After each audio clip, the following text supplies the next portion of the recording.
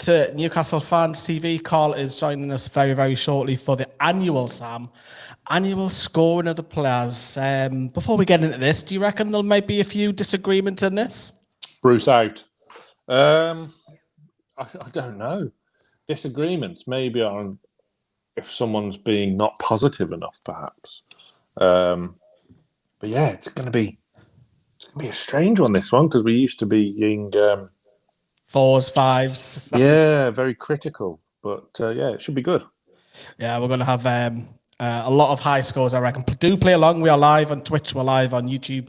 Big shout out to Josh T, who's just became a premium member. So you'll see me walking down the woods the other day, and you'll see the latest guests in the podcast as well. So have a look at that, and you can join with Discord. I'll put a link in the community tab later for you. So welcome everybody. Hope you're doing our reads as well. But just before we begin, Carl is going to join us, as I say, Sam. Overall, I haven't got it in this list, but I want you to tell me if you could score the season out of 10. Based on what we were expecting or what we were hoping for this season, it has to be a 10. The majority of the fans were hoping for top 10, top 8, and a bit of a cup run. We've had a Wembley weekend, and we're playing Champions League football next season. So, how can it be anything other than a 10? It's incredible. You said, at the start of the season, I'm going to give you a cup final in the Champions League place. We'll all be like, no, we'll only take one of them, but thank you, we'll take 2. I'd have questioned your sobriety and asked whether you were high if you'd have said that. But it's happened. It's happened, and who knows what will happen next season. Yeah, everybody can see the celebrations with all the players at the end of the match after Leicester, the Monday night game where that secured Champions League football. Fantastic. That's something to look forward to on the channel, which is going to be incredible, going to away games to Madrids and Munichs and so forth of this world. But one of us will be. Nah, we'll tag you along. We might have some room in the boot if we're driving there. That's only if it's one of the Western countries. But shall we get cracking then? Please. I'm going to give you the honour, of course, having our number one goalkeeper. And play along, everybody. Nick Pope, what a season. Incredible. When he first signed, I thought, why are we buying yet another goalkeeper? We've already got 4. Why are we getting another one? Is he that much better than Dubravka? Yes, he is. I would still say Dubravka's slightly better with the ball at his feet than Pope, but Pope has been immense, absolutely immense all season. Where games were. Do you remember? Sorry, do you remember at the start in our WhatsApp we were debating who was going to be number 1, and I was saying, well, you're spending 10 million on an England international. Of course, he's going to be number 1. 10 million isn't that much though, and it would represent good value. I was less surprised of the price tag than I was more surprised that no other teams were in for him, because you look at some sides, there was a few in the Premier League that really could have done with a new goalkeeper, I think, and I look at West Ham, I look at Leicester, teams like that, and it's, Leicester have paid the price. I'm glad we've got him. He's been superb. He's got one minor blot on his copybook, which was the game against Liverpool. So, I mean, you can't score him lower than a 9. Has he done enough to be a 10? You gave us strict instructions to not do 0.5s, so I was going to do 9.5 for Pope, but I suppose it would have to be 9 out of 10, because there's been plenty of games where he's not been called upon, then all of a sudden, bang, he needs to make a huge save to keep us ahead or to keep us in a game. Yeah, absolutely superb. Absolutely superb.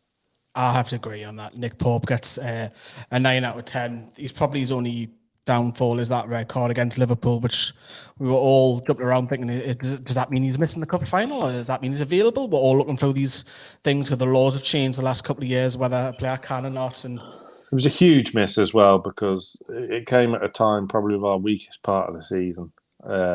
Massive loss for the cup final. It really was. Yes, Karius did fine, but he was a huge loss, Pope.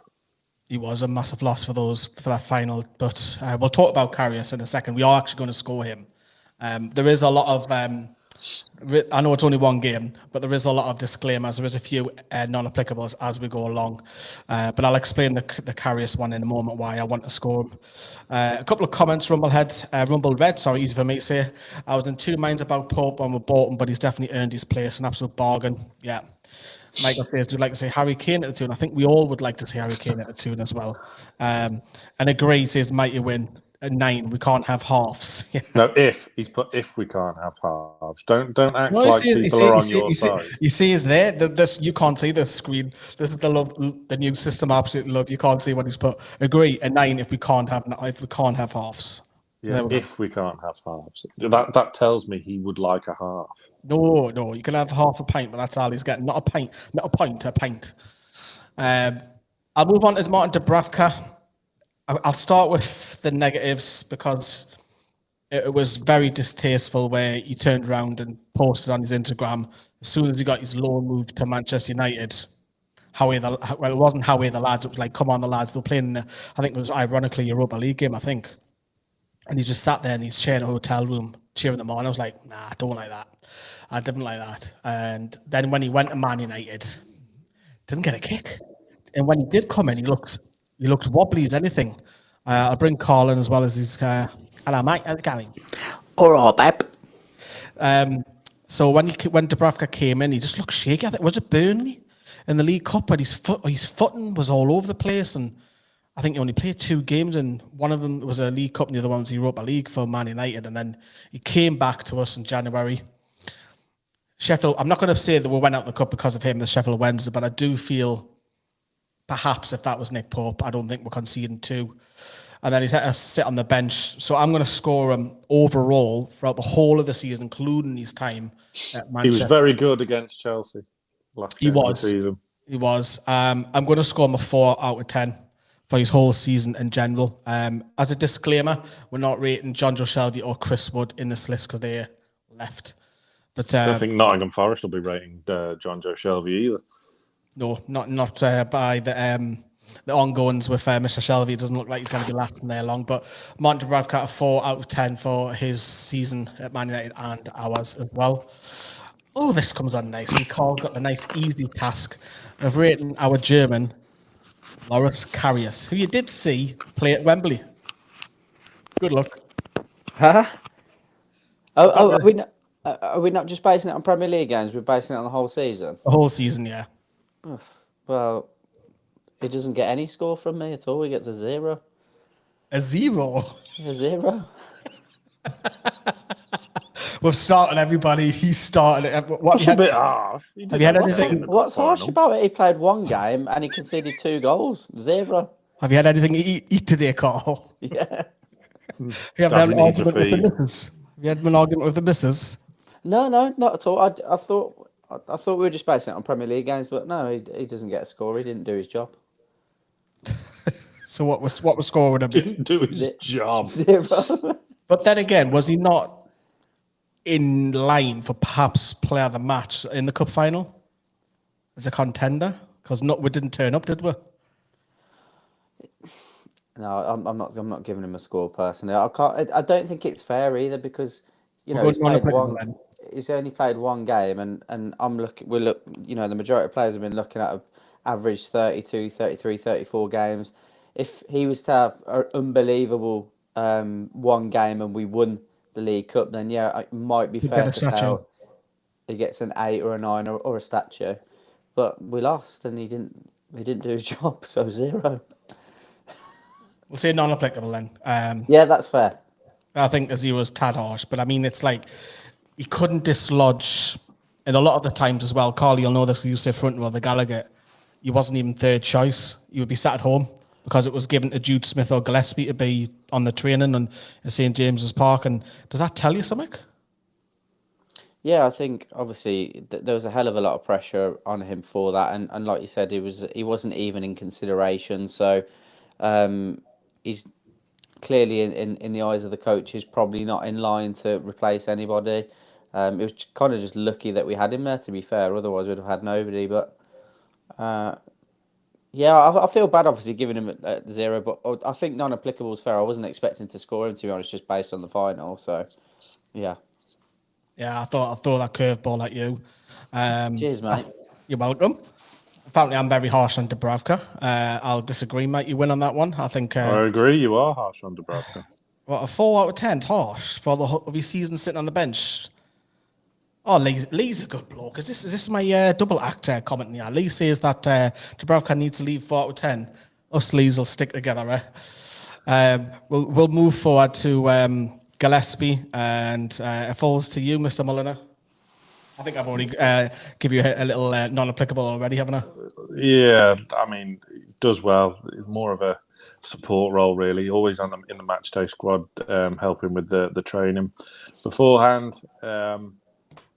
Look, I'd be amazed if he's still at the club next season. But he was brought in to do the customary third choice goalkeeper role, and now he's fifth choice.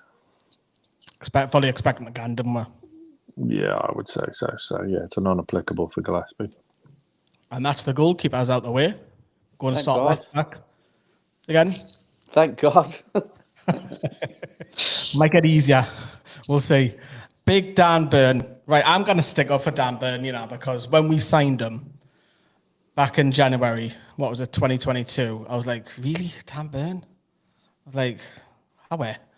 And then he's literally proved me and a lot of people are wrong. And not just that, he was signed as a centre-back then, and then he's been playing left-back. And I've seen other media outlets, other media groups on Facebook score him dead low at 7s, and I'm like, nah, I'm not having that. Yes, he's been skinned by the likes of Mo Salah, fucking hell, it's Mo Salah, and, Arsenal wingers like Bakary Saka and stuff like that, but he's on the verge of an England call-up, and he's a centre-back playing left-back. He kept Saka quite quiet at the Emirates, I thought. All things considered. Do you know what it is? I'm going to go high and started off with a 9 out of 10 for Dan Burn. Apart from, he's in the defence where a lot of them are part of that back 4, back 5, including Nick Pope. We've got the joint best defence in the league, and he's a massive part of it. Yeah. Yes, a couple of times he looked a bit shaky with pace, but got a couple of goals to his name. He's solid, absolutely solid. Nothing gets past him except if some players will play of pace. He's got a great, you're speaking to Sven Botman to his right, leadership. He's telling him where to go, where to stay. He's obviously got, he's had a different winger in front of him a lot this season. You talk about, we've had ASM on the left, we've had Isak on the left, we've had Gordon on the left, we've had Joelinton on the left, we've had Willock on the left, we've had Murphy on the left, we've had Elliot Anderson on the left. 9 out of 10 for me. I'm sticking off for Big Dan Burn, because I'll probably bump into him and I'll get scared. So a 9 out of 10 for me for Big Dan Burn. I'd love to see you in the comments disagree on that. So I'm not really disagreeing on that. It was probably 0.5 higher than I would have gone for, but we're not doing halves. So one of the moments of the season was to get that break the deadlock in that Leicester game. Yeah, you could see it meant so much from him, didn't it? It was just everything to him, wasn't it? It was everything to him. And some players don't celebrate against their former club. Not Dan Burn. Oh, the Brighton one. Yeah, he just let loose, didn't he? Too right. And because I've had the first choice left back, we kind of fall into the negative side of things now. And it comes over to Carl. Sorry, Carl, you're getting the beat of the brush of this a little bit. You've got Matty Targett. You should have had Matt Targett, Lee. You were the one that wanted to keep him. Yeah, I would have, and I wouldn't have changed my mind, considering the first 6 months when he joined on loan, he was brilliant. He was absolutely brilliant. And then Dan Burns come in and kept him. That again shows you how much of a job Dan Burns done. I think, how many games did he play? 8, 9, was it? Was it more than that? Can't be any more than 15 in total. Was it that many? Well, he had a lot of 5 minutes here and there, didn't he? Yeah, I mean, obviously, it has been I think there's been times throughout the season where we thought that he could have come in and started playing again over Dan Burn when Dan Burn had a few minor blips against some of the more pacey players, and it might have afforded Maximin at times to push on, for example. But yeah, I think it's just been unfortunate that for him that Dan Burns had an incredible season. So Matty Targett hasn't necessarily done any wrong. He's been solid when he's come on. I can't really, off the top of my head, think of any mistakes that he's made. I think he's actually played 17 games. I'm doing a bit of a disservice. But with you scoring Dan Burn at a 9, which is high, I will say that there. It's high. Us Geordies will stick together. No, that's fine. But like you've just knocked my whole scoring system out. Do you know how long I've spent on this spreadsheet extrapolating data all day? 0.1s I've gone to, not 0.5s, 0.1s. We're not doing points. I'll give Matty Target a 7, based on your scoring system, Lee. That is. I think that's actually quite high. What do you want from me? No, I want an argument. I want to disagree, agree to disagree. I would have given Dan Burn an 8 based on just because I think there's so many players that have done very well this season. But I'm looking at Joelinton, for example. I'm looking at what I'd give him what his score would be. But that's I don't think Dan Burn would match his score, for example. So I'm with Carl on this one. 7. 7, yeah. No, 7. no, just in general terms about your scoring system. There's got to be a lot of readjustments made from now on. Yeah. Good job, I'm in control. Carl, hurry up and get used to this system. To kind of phrase on my data. To kind of phrase says a 5 for Matty Target. And Tony HD says that Matty Target scores too high for this season. But these are the same people that all wanted to keep him last summer, and I said, no, we shouldn't keep him. Look, based on if we'd have done scoring normally and Lee's not giving Dan Burn 9s for just throwing out 9s like they're nothing, I would have given him a 5. Dan Burn was part of the best joint defence all season. Yeah, I'm not disputing that. But now I'm looking at some players want to score really highly. I'm like, did Dan Burn really? If you want to score them, I'm getting into his mind. Some players are going to be scoring 11 at this rate. Yeah, basically. But it gets worse because Sam's got Mr. Jamal Lewis. Non-applicable. What's the point? I will say this. I don't think we've got to score him because he did play, didn't he? He played over 5 games, didn't he? Did he? No, he didn't play that many. No. He's made like 3 appearances all season. He's non-applicable. That little. Yeah, he's non-applicable. Needs a loan move. Or probably a permanent transfer is more likely this summer. I don't think he's a bad player.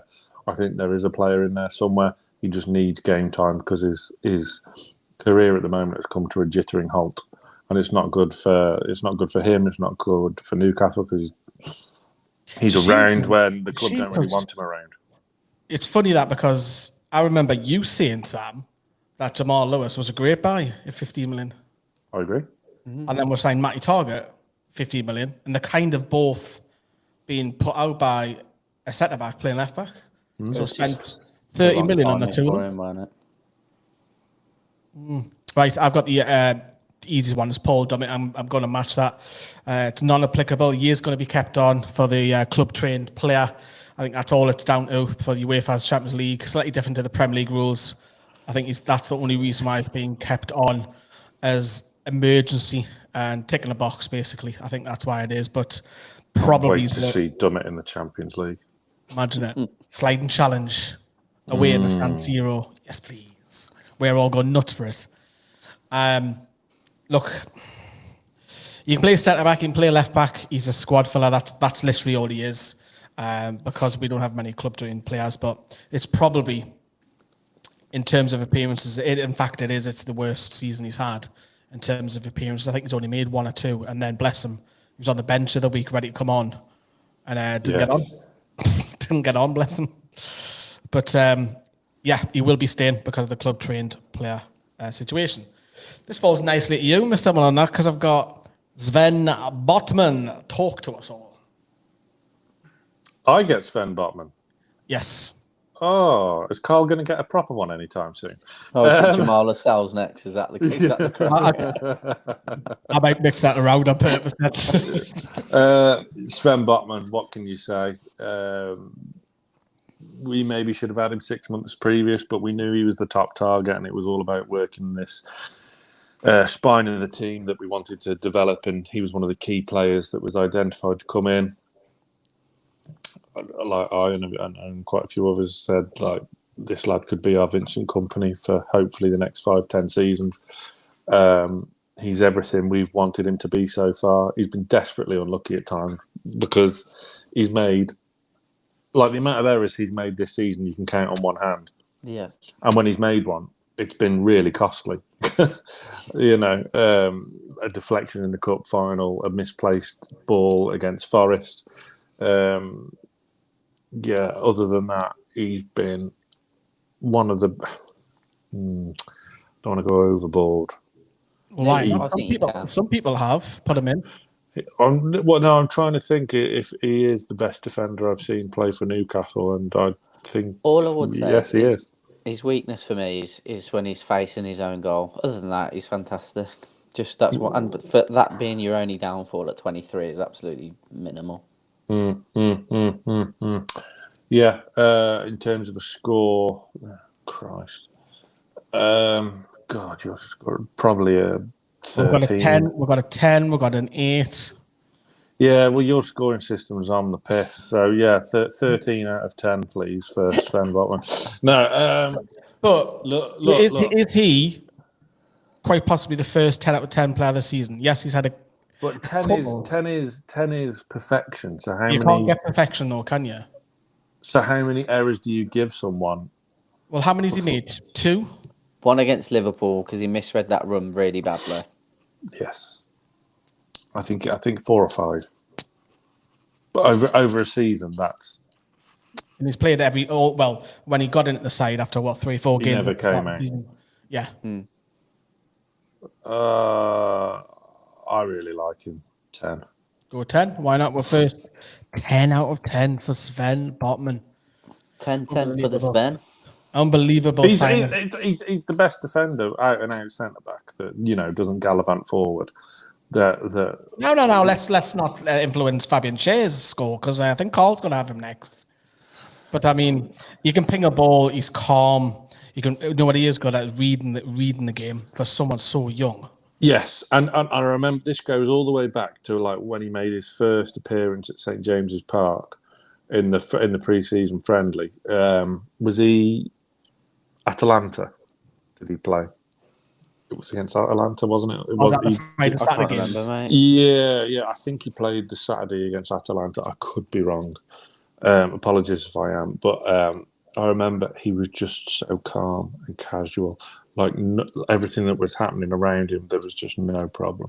He's so laid back. He could be smoking a Hamlet whilst defending, and there's been many a game like that this season, and long may it continue because we've not seen his full potential yet, really, which is really exciting. So he's going to be a world-class centre-back. Yeah, and he's just about to play for Holland for the first time, which was great to see. So Sven Botman, brilliant. And of course, I've hinted on Carl gets a nice one this time. Fabian Schär, what a partnership with Sven Botman. Yeah, it's been brilliant. I think both in Premier League wise, they both played exactly the same amount of games. Fabian Schär's, I think they played the same amount of games, both being involved in the same amount of clean sheets. Schär, I've got here, was involved in one more clean sheet than Botman, so I don't know which game either one of them missed, if that makes sense. Obviously, Schär got that goal as well, and based on your scoring, I can't give him any less than Botman because he's been fantastic as well, and he's added a goal to that. I like you, Carl. I think the biggest takeout we've got from this video tonight is that we really hate Lee's scoring system. It's Fabian Schär. This is without a shadow of a doubt his best season, and you've got you've got Sven Botman, who looks to his left. He's got Dan Burn, full of experience, and look to his right. He's got Fabian Schär, who's got almost 9 years on him in terms of experience. So he's playing with people who are constantly talking as well. And Fabian Schär, yes, under Rafa, he would bomb forward. I mean, Steve Bruce didn't even like him. That was in the back 5, though, wasn't it? Which makes it all more remarkable. He can't play in the back 4. He bombs forward, and Steve Bruce didn't fancy him. And just look at him now this season, Carl. I mean, he does get forward. I mean, the last home game, he thought he was a right winger. But I mean, generally speaking, he doesn't bomb forward as much, and he's got a hell of a pass as well. Yeah, no, his heat. If you look at his heat map, because I know everyone, that's the buzzword for fan channels this past season, which does my fucking head in, if I'm honest. But it is what it is. Chill out, mate. Mine's transfer rumours like fucking idiot. Let's have a look at the heat maps. Bore off, but I've done it for you, so here we are.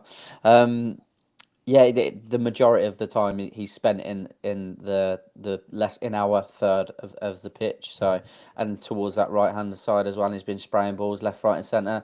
He's been in the team of the season 7 times, team of the week 7 times this season. Averaged 90 minutes a game, and this is someone that's had real persistent knee injuries as well. So, fair play to him. He's been absolutely fantastic. I can't score him any less than Botman. He's been brilliant. I'm pretty sure he still goes down every game. Yeah, but it's part of the way we play, isn't it? We're anti-football. No. Well, yeah. It used to be Isaac Hayden. Remember, Hayden used to be the one that used to go down every. It's not man. He's getting told to go down, Sam. He's getting told to go down. Slow the play down. I've got the club captain Jamal Lascelles, who, because of those two, barely got a kick. The best thing Jamal, should I say it? The best thing Jamal Lascelles did was pick up 2 bookings on the sideline. Really good. You've got to do it. It's part of it, isn't it? Loved it. Loved every second of that. That's my captain right there. Yeah, I hope he never leaves. I hope he's just there as part of the club. To be fair. He scored a goal at Tranmere, which was crucial. That goal at Tranmere wasn't really seen. He was fantastic at Liverpool away. He was. Didn't get the recognition. When he's come in, we always used to say, didn't we? Oh, I'm a bit worried about him. I am a little bit worried. But every time he's come in, he's done all right. I'm torn between a 6 and a 7. So, I don't know. I really don't. I'm going to go 6 because I don't think he's featured enough. If he featured a bit only more. played 7, hasn't he? 6 or Even 7 when games. he hasn't featured, though, he's featured. Yeah, off the field, yeah. Because even Kieran Trippier talks about him all the time. Jamal Lascelles, he talks about him all the time. The leadership. I would have given him a 7 just for argument's sake. But even what you don't see on the pitch, it would have been very easy for him to spit his dummy out. Yeah. Be a disruptive influence. Put in transfer requests, not turn up to training, and force a move out. Hasn't done that. Every time, and this is going back to Rafa, to Steve McLaren, when he argued the toss and stood up and was counted. He has represented this club with nothing but pride and honour. Do you think he'll play more next season? No, I don't. But he deserves to be fondly remembered when he does leave, because I know there's been some people that don't like it. And let's not forget, when we were wearing this strip, actually, we were all calling for him to be in the England squad because he was on fire. Him and Lejeune in the 4-2-3-1 Rafa singing his played. praises for that so much. So yeah, even when it's been going bad, he's never hid away, never shirked away. He's always represented this club with passion, pride, and honour. So he'll always be fondly remembered by me anyway. Yeah, I think he'll be hanging around. I actually think he might play a few more games next season with us. If we've got a Champions League away game, then another away game in the Premier League, I could see that potentially playing a little bit more. But Sam, you've got Kieran Trippier, you jammy git. Oh. Talk to us about Kieran Trippier. Got my heat maps. Yes, Mate, Carl, you've come prepared tonight, haven't you? Mate, I've literally had a day of data today, work and this bloody podcast. Can I have heat maps? Can I have XG? Yeah, I've got it for you, mate. Yeah, let me screenshot it, send it to you. XA. I have assists. not, and XG 0.87. Right. I have not seen nobody not put him in team this season. Yeah, I don't think I've not seen another right back this season being put in ahead of him. No, because there is no one else you could put in. Look at that. Look at that heat map. That is Is ridiculous. Football Manager? No, can't tell you what that is. Let's see if I can put your full screen. What is it? It's Sofa Score. There we go. He's full screen. Wow, look at that! Look at that chart. Charts and graphs, numbers, figures, data. Pornhub. Oh, he's got to like the video just for Carl's effort alone. Look at all them tabs open at the top. I've got a spreadsheet. I'll get my spreadsheet open in a minute. Your spreadsheet. 10 out of 10 for Trippier, of course. again, the only gripe some fans have had this season is when we've been frustrated by an opposition. We've not really changed up the set piece routines, which has been frustrating at times. Other than that, as close to perfect as you're going to get. Won the official club player of the season. Obviously, been in the team of the season, everyone's team of the season. Incredible. He's got experience in Champions League as well, which bodes well next season. Yeah, 11 out of 10 if we're going on your scoring system. Brilliant. He's had an unbelievable season, hasn't he? He has, yeah. Yeah, it's just unbelievable. And fully fit all season as well. And I said to you earlier on the WhatsApp, like months back, he's the most defender across all of Europe that passes forward. He creates the most, on average, 8 per game passes going forward, which is just incredible. Like last February, we were all still looking around at each other going, what is he doing here? Why is he chose to come to us? That is crazy. First through the door. What a man. What a man. Incredible season for him. And long may it continue, because he gave this dressing room so much of what it needed, what it was lacking when he first come in. I know it was last season and we're doing this season, but still the fact remains. And that's carried on into this season. And he's helped Eddie Howe build that culture around the club this season that everyone in the dressing room, all the ones, the new signings in the summer and in January with Gordon, have bought into and kept that team spirit as high as it has been all season. And look what they've achieved so far. So, yeah, Trippier is a huge part of that. So, yeah, 10 out of 10. Exciting times for next season. Carl, you have... is it his understudy? It would if Kraft wasn't injured, but you've got Javier Manquillo. I don't know. Let me just get to my spreadsheet. He's another one. Manquillo has averaged a mean distance of 170 so far this season. You sound like one of them old BBC radio commentators known that black and white days. Yeah. Gerald Sinstadt. No, black and white, way back. Oh, I see. But is he worthy of a score? He's only played 4 games this season in the Premier League. I think he's played more than 4. I think he's had a lot of subs. I can tell you he's played 4. Yeah, don't argue with the spreadsheet. I tell you he's played 4, mate. I thought he played more than that, to be honest. No, there's a few. I'm surprised how many people we didn't use this season, to be fair. But I think I'll ask you this one. We'll go non-applicable, cut into your score, but do you expect him to leave in the summer? I say unfortunately, yeah. I've always been a big advocate of him. I do expect him to leave. We need to stress him though. Manquillo. Oh, have you always been Team Johnny? Yeah. Well, no, Team Manquillo. Come on. We'll come on to Kraft in a second. Do we need to go back to the videos? I've never advocated for Emil Kraft. That was all you, my friend. Yeah, it was. And look who got it right in the end. Speak of the devil. The phenomenal Swedes, end to last season. Yeah, phenomenal. Do we have to do Kraft this season? He's been injured for all of it. Yeah, but non-applicable. You can't see the graphic, but yeah, it's non-applicable. It is a shame for him, though, because he's finished last season so strongly. Trippier Howe didn't put Trippier straight back in the team. And he played, it was that Tranmere game. Got a nasty injury now for the season. Be vindicated by this nonsense. But Emil Kraft, obviously, he was playing centre back, and he looked all right at centre back under Bruce. Funny enough, so he could have. No, let's not get carried away. I said all right. I like the guy. Good. I didn't say good. I said he looked all right, considering what we were at the time. And you never know; he could be used there in the future if we don't sign any centre back. So Emil Kraft gets a non-applicable, and Sam, it falls on for you for Harrison Ashby. Are you matching that? Yes. Next. Cool. What do you expect with him then? Do you expect him to play more as second choice next season, or is next season more of a development for him? Possibly. He might get a loan. Well, we'll know, won't we? Because if he gets a loan move, a good loan move to the Championship, which a couple could use, then that would probably be good for him. Because if Kraft's back, there's your backup right back. I think Manquillo will probably leave as well. Though I think doesn't he have another year, so I don't know.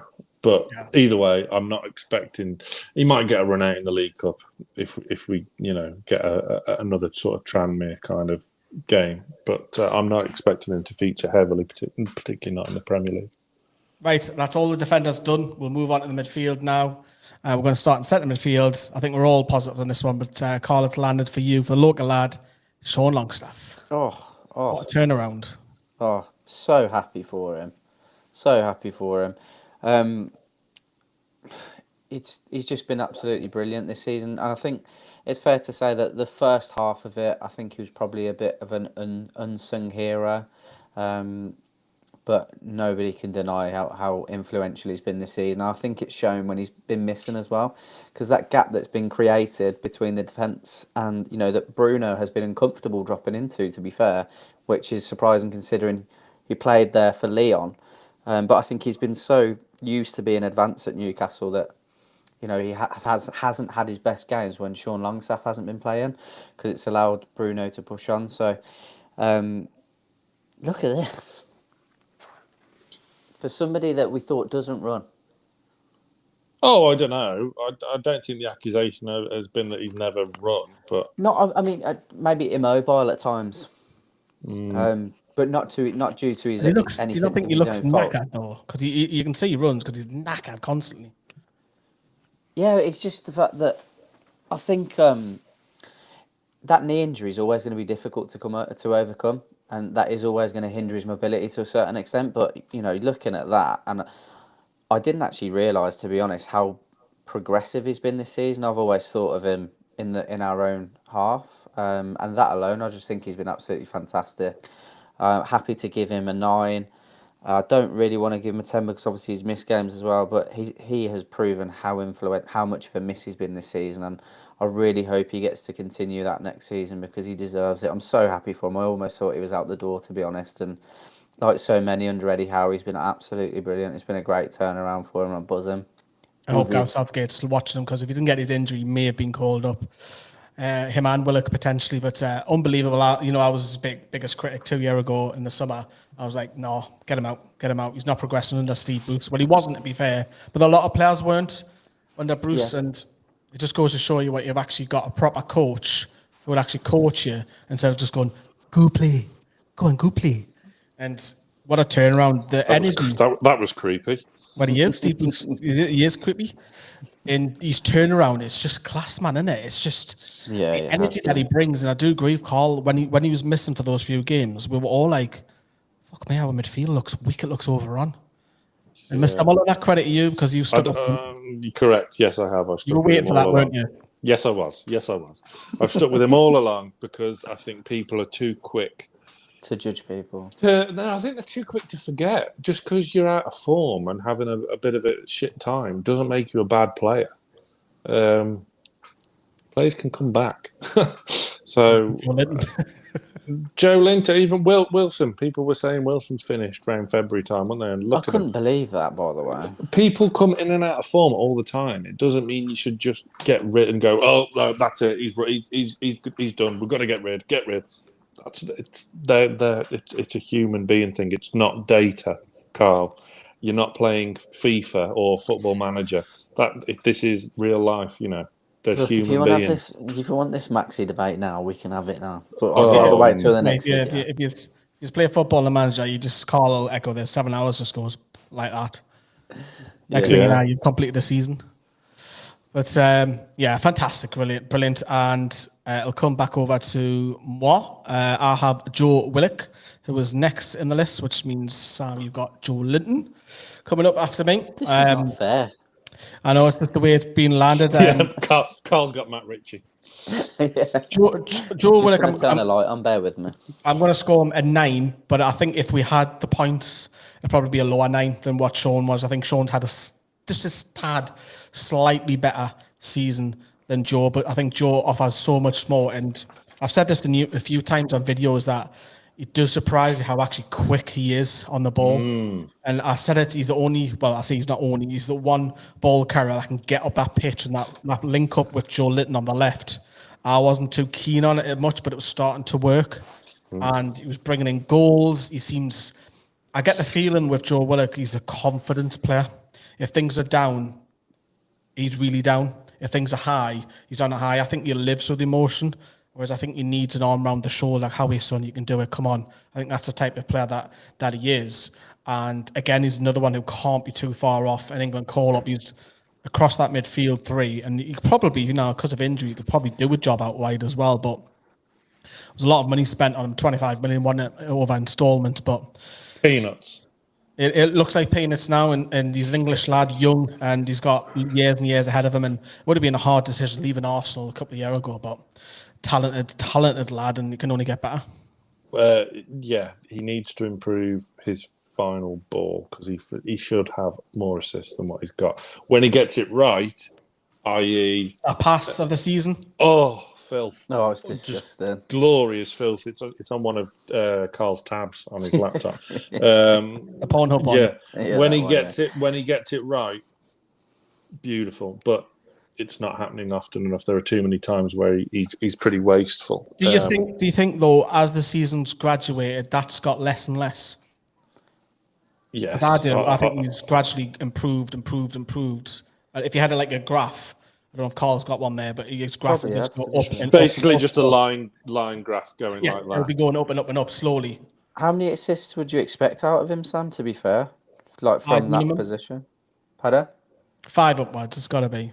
Well, he's got more than 5, I'll tell you that. Yeah, he's got 6, yeah. What do you expect from him, though? Like 8, 10, or... I would be nudging that, yeah. If he's going to hold down a first team place for the whole of next season, you know, because we are short in midfield, so he won't be playing as much next season. Because I'm expecting us to sign 2, because we need to. We left ourselves short in January. Let's not forget. So but as Lee rightly said, he's the second half of the season. He's been superb. Yeah. Really, some real good displays in there. Really promising stuff. But yeah, I just wanted to just point out so it's not a total loving for everyone. Yeah, 9 out of 10. But you can have, I think we're all going to agree with the total loving here for our Brazilian soon-to-be national player, Joelinton. Possibly contend of a player this season. You got him, Sam. Yeah, and I just the fairy tale continues, doesn't it? He's got his Brazilian call up, which is 6-7 months too late. But the manager got sacked, the Brazil manager, didn't he? After the disappointing World Cup. Yeah, Tito didn't use Bruno and didn't call up Big Joe. But anyway, what you get making stupid decisions, isn't it? Stupid decisions get stupid prizes and all that. Yeah, exactly. Now, Joelinton's been deployed as a left winger at times this season and centre mid at times. I love what he's become. I love what he's evolved into, because he's evolved into a real proper nasty bastard, but in like a really good way. Like I know like fans and players of other teams will hate playing against him and will hate him when they come up against him. But that is such a good thing for us. Such a good thing. I mean, look, he's getting a 10. So, but yeah, just to elaborate a bit more, did his job out wide on the left as well, and he's got 8 goals from midfield this season. He didn't get that when he was up front. Yeah, he had to improve his. Sorry, I'm just trying to look for my Joelinton flag, but I think it's downstairs. I thought you were crafting it. Maybe put a spreadsheet on it. But yeah, I mean, look, the way I think you should change your Twitter handle tonight to call Spreadsheet Hall. Oh, everyone's like, Stato, all that nonsense. Oh, yeah. But anyway, look, Joelinton, superb. I think he got the highest yellow cards in all of the Premier League, didn't he? A 2-game ban, didn't you remember? Mm-hmm. You're all right. I love it when he just goes wild for just a throw-in. It's like, don't start on him, I'll come over and floor you. It's like, whoa. He set the tone in the Benfica friendly. Never have I seen such carnage in a pre-season friendly. And the one in Austria. Austria, you would warn because he went 2-footed, didn't he? Yeah. Brilliant. And but Benfica, he started a full-on bench kerfuffle. in a pre-season friendly, in a nice little language as well, so you would have known exactly what's been said. Yeah, I mean, like that had the writing on the wall as well. Yeah, his goal return and just absolute warrior in midfield has just been so positive. Warrior is definitely the right word. Yeah. That's what it reminds me of. So, how do you? I mean, maybe was he prime? He turned into prime Patrick Vieira.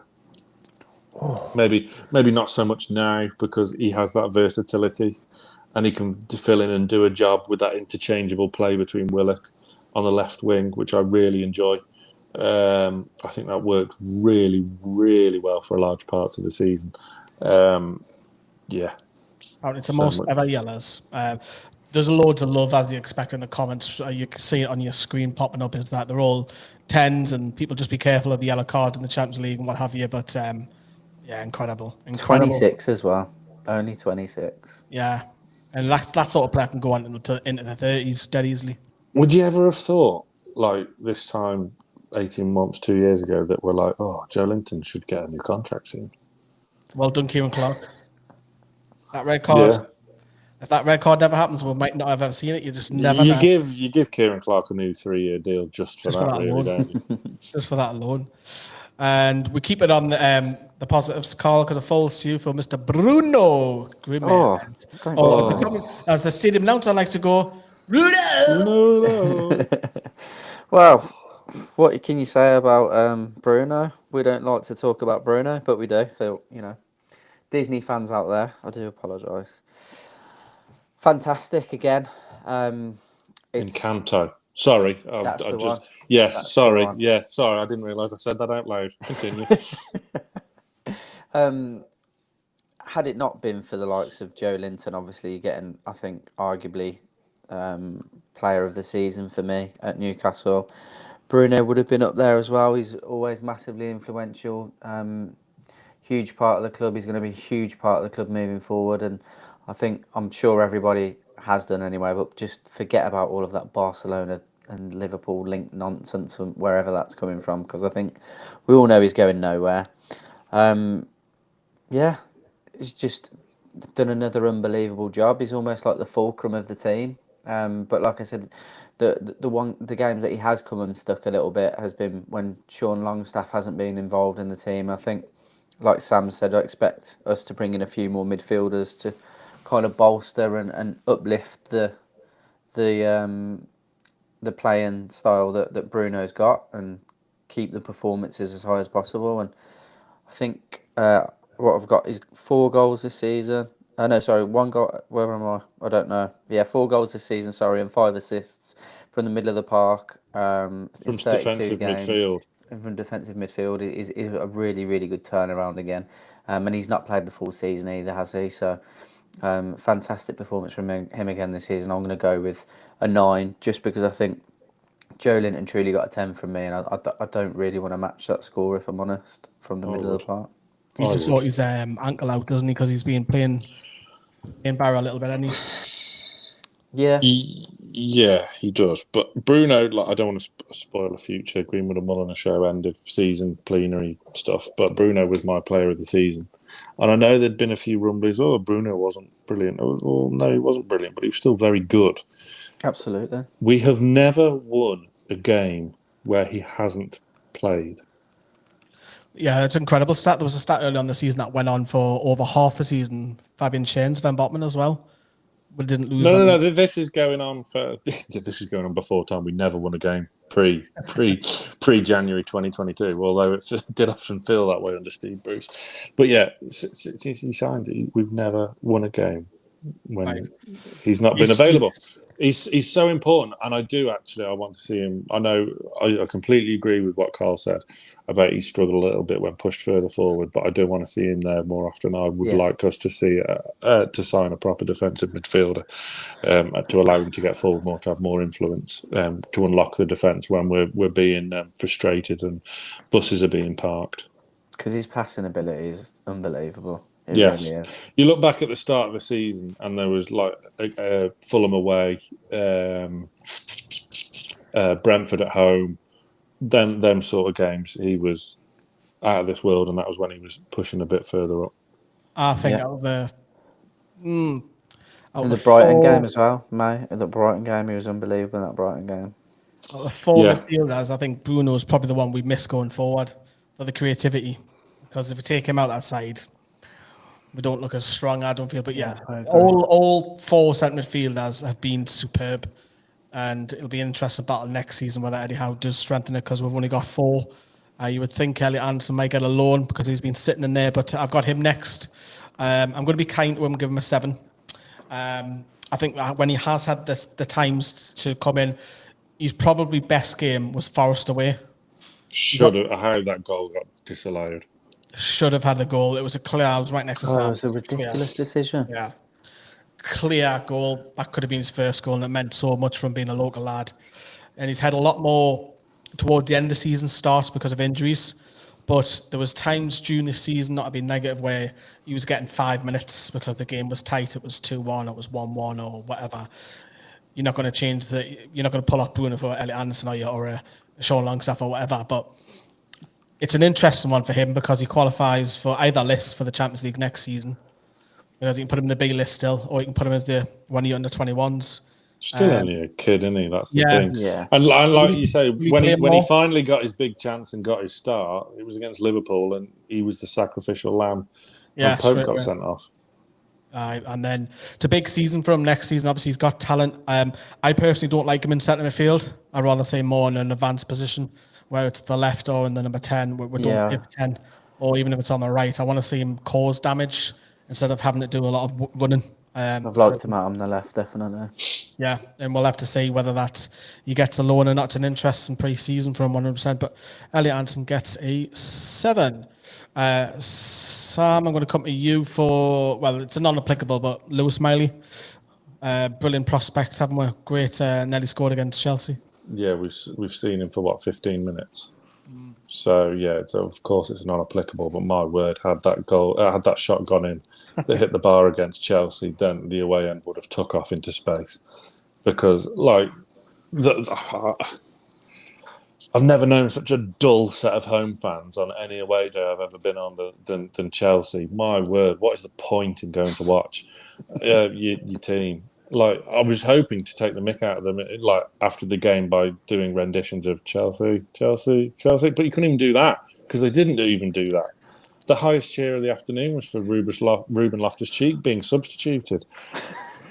Anyway, Lewis Miley, had that the away end was almost sucked that shot into the net, but it just clipped the wrong side of the crossbar. Oh, if that would have gone in, then it would have took off because the away end was already bouncing and it was ready for takeoff. But yeah, looks a promising kid. He does. He really does. So whether he gets a good move on loan next season or whether Howe keeps him in and around the first team and playing regularly for the under-21s, we shall see. But yeah, looks like he's got a fair bit of promise. Yeah, it doesn't need to be registered, which is great. I would imagine you're going to say the same here, Carl, for Matty, who's been with the club since his injury. He was injured. We've seen him in MTV Cribs Showla's video the other day, just casually having a little jog. Yeah. And he gets the 2 for the cameo. The 2 for the cameo, but yeah. But no, non-applicable. It's not a fall from grace because obviously he started off and he scored the goal against Man United. Then he scored another goal against Man United. Yeah, he did either way one, and then since Eddie Howe's come in, just hasn't really fancied him. He's been out on loan, and what do you expect of him? It's a difficult one with him unless somebody's out of contract. So you keep him on for tick a box, club trained player. The thing is, he's not really had the opportunity to play under Eddie Howe, has he? And whether that's because Eddie Howe doesn't fancy him or not, or there's just too much talent in front of him, I don't know. I feel a little bit bad for him because I actually feel like I certainly felt like it when he was involved in the squad, and for the times when he was scoring those goals against Man United, I genuinely thought there was a decent ceiling for him to progress to, especially with the likes of his brother being there, and I just look at this coaching staff and I think these are the prime people that you would want if you want to try and develop someone like Matty Longstaff. So I don't know. I really don't know. I'd love to see him stay there, but if he doesn't, then I think it's safe to say that Eddie Howe and the backroom staff don't think he's good enough. I would like to think that they're going to give him a chance, but I'm not sure. It's an interesting big summer there. Decisions for him, contracts, talks. It's more. I don't think it's about his ability. I think it's whether the club would keep him on for one more year just to tick a box. I think that's all. Injuries have killed him. It's a shame. It really is. I'm absolutely good for him because there is a player. You can't tell me you brought in on your Premier League debut and scored the winner against Manchester United at the Gallagher end, and then all of a sudden you're a complete cast off and a no-hoper. No. He's got such a low centre of gravity as well. Like he's got all the right attributes, and he played the way to be a really good central midfielder or attacking midfielder. You're right. No. You're absolutely spot on, Carl. You really are. And then the combination of some real crap loan moves and some real nasty injuries have just absolutely killed the lad. So, but I don't know whether his future is best off with us or elsewhere. I don't know. I just hope he can fulfill his potential because it looked really, really promising at one point. But yeah, I personally, I'd give him another year to get fit and see what the coach and staff, like Carl said, can do with him. Yeah, I agree with Sam. Wherever it is, I just want to see him do well because I just think there's a player there. I really do. Get your popcorn, everybody. It's Alan Saint-Maximin. We've left the centre midfielders. We are putting Matt Ritchie down as a wing on this one. But we're going to start with Alan Saint-Maximin, which has fell for me. And I'll let the other two squabble because I've seen it behind the scenes. He's not good enough. He is good enough. He's not good enough. He is good enough. So we'll see. But I'm going to go for 7 out of 10 for Alan Saint-Maximin. And I think he has had better seasons because I think the football suited him better under the previous regime under Steve Bruce. It was literally park 9 men behind the ball, Alan Saint-Maximin and Callum Wilson go and run up. That was literally our tactic. And Alan Saint-Maximin benefited from that. He has had some fantastic spells during the season, but when he gets good, he gets a fucking niggly injury, which puts him out. It sets him back. So we interviewed him at the Metro Centre, and then next day, he got a hat-trick of assists against Manchester City. It was like, great, that was brilliant. And then it was a week or two later. Coincidence? I think not. And then he bangs in this worldie against Wolves just a week or two later. That goal made me squeal. Yeah, it did. Then he just seems to get niggles. Then he can't get in the side because we're playing so well. He's had challenges all season where he's had loads of people in front of him. The emergence of Miggy and Jacob Murphy, I know the player sometimes in the different wing doesn't help him. But I generally feel that, he hasn't had his best season, but there is a player there. And I think it would be a stupid mistake to sell him in the summer. I really do, because he's a player off the bench where, it's 0-0. You look at your bench and think, right, okay, who's going to stretch this aging Italian defence, or who's going to be he is a threat, and that's why I keep him. But I'm going to score him a 7 out of 10. Ooh. What about you, lads? Fair enough. I was going to give him an 8, and that's just based on the scoring. What? I thought I was being fair 7. No. If we'd have scored it normally, not giving Dan Burn a 9 straight off the bat, then I would have given him a 7. But no, based on this, I thought an 8 would have been fair, to be fair. A lot of people in the comments are saying 7s they like, so... I think that's about right. He's just had rotten luck. Rotten luck with injuries, and that's all it's been. He's had 2 lengthy layoffs. One was, like you said, Lee, after the Wolves game, where he put in arguably his 2 best performances for Newcastle. One with my goal of the season, which was against Wolves. And the way he played against Manchester City was probably our individual performance of the season. No Newcastle player has outshone Saint-Maximin from what has happened this season. He was unplayable that day. The best team in the world, by the way, not 4. Just saying. The best team in the world could not handle him that day. No one could. He was unplayable. Is he a scapegoat? Yes. All players like that are. All you kind of mercurial. Yes. Your mercurial players are always scapegoats. The same happened with Ben Arthur. The same happened with Ginola. He is a bit of a scapegoat at times, but I again would urge people not to have short memories. There is one hell of a player in there. And remember when he signed, we were told he's trouble. His attitude's going to be a problem. He's trouble. He's going to be disruptive. I'm sorry. Like, again, I've met the guy. He cares. Yeah, he cares. He loves it because he sees it after defeats. It's a bit like when Bruno posts. Bruno's a lot of positive, but Alan Saint-Maximin, it gets to him. If Alan Saint-Maximin was trouble, do you think he wouldn't be here because he's been on the bench too much this season? Because the problem is he'll need a run in a team to sort of get going. But the way Howe does things, and I'm not saying it's right or wrong, but it's not a criticism on Howe, so, calm. The way Howe does things, he doesn't just drop a player for someone returning from injury, does he? No. It's not an instantaneous thing. You have to earn to get the shirt back. You have to, once you've got the shirt, once you've earned it, you've got it. So, there's been plenty of times where I think he should have started, but the players in form have got the right to still be in the team. We haven't really seen too many proper games with him and Isak and a fully inflow Miggy, really, when they're all at the top of their game going on. And the thought of that just excites me deeply.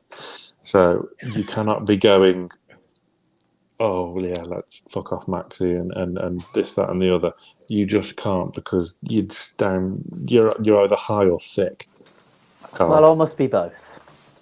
Well, stay tuned, everybody, for later in the week, because we are doing Keep Sell Alone. And because Carl wants Matoma instead, who is the biggest hype job going. No, you don't use my words. I said Max is the hype job. Don't use that against me. Matoma and Caicedo are hype jobs. Yeah, so I'll have him. No, and it was the lad from Borussia Dortmund, Karim Adeyemi. I think this is what my standpoint is. I won't go into full detail. I love Maxi, and I like you. I was unbelievably excited when we signed him, and he gets me off my seat all the time. He's exciting. He G's up the crowd. I love it. He's too injury prone for me. He's averaging 24, 25 games a season. He doesn't see out a full season. He doesn't. And I just don't think that's ever going to change. And when we're pushing on to pastures new or the potential Champions League, if he was able to play 38 games a season or 40, 50 games a season, which it could potentially be, he's not going to... There's no way that he's ever going to be able to play that amount of games. And I don't think he can have enough influence in 25 games. He's proven that.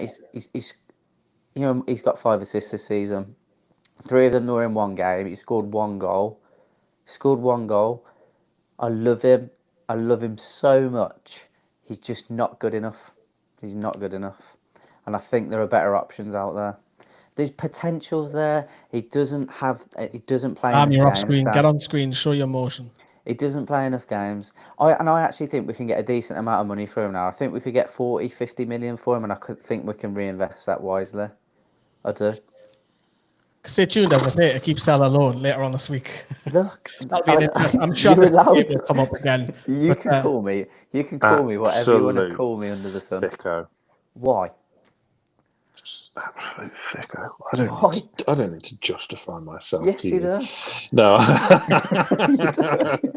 I just think I want to see Maxi is our best winger.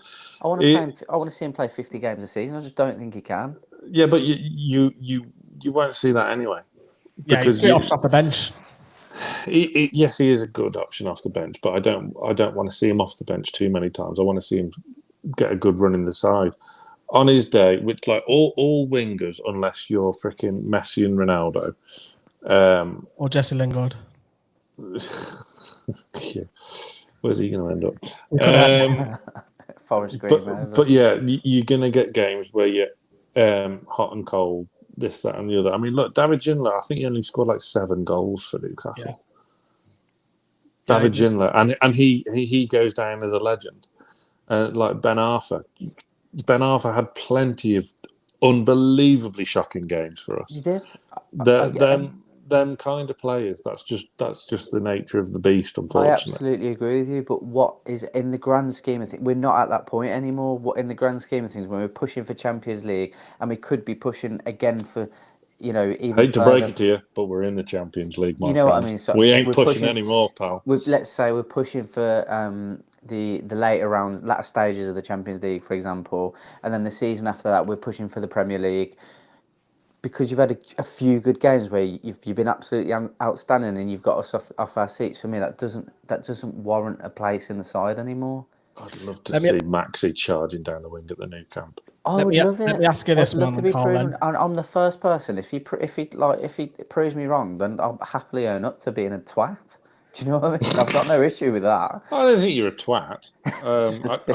I still like you very much, but you're just thick.